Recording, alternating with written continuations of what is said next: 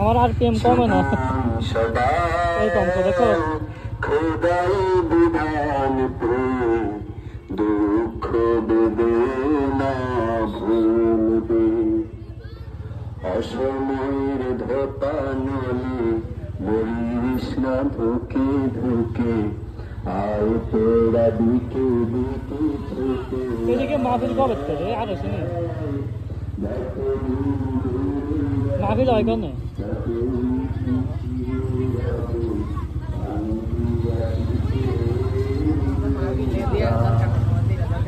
পাই লাগছে গীতে গেছে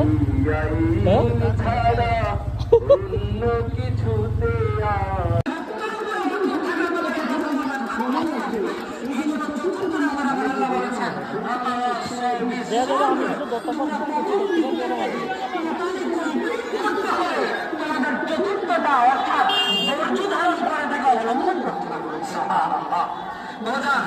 তাহলে প্রথম দুইটা ব্যক্তিগত পর্যায়ে প্রতিষ্ঠার পর আপনার আমার দায়িত্ব হবে পরের দুইটাকে সামাজিকভাবে প্রতিষ্ঠা করা।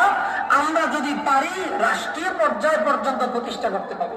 তারা বুঝতেছেন, অনেকে আছে ইমাম সাহেব মানুষজন চিন্তা করছে হুজুর তো উনি ইমামতি করবে, হুজুর উনি বেশিতে বেশি নামে মাদ্রাসায় চাকরি করবে, হুজুরে আবার বাজারে দোকানদারি কেমনি করবে।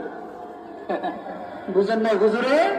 হুজুরে আবার কেমনি এমপি হইব, হুজুরে কেমনে চেয়ারম্যান হইব, হুজুরে কেমনে মেম্বার হবে, এটা নিয়ে ওনার চিন্তা ভাবনা। হুজুরের কাজ কি করা, কথা বলেন কি করা। বলেন কোরআন বলছে শুধু ইমামতি না, বরং ব্যক্তি পর্যায় থেকে শুরু করে পারিবারিক জীবন, সামাজিক জীবন, রাষ্ট্রীয় জীবন পর্যন্ত দায়িত্ব পালন এটাই হচ্ছে আমাদের নাম।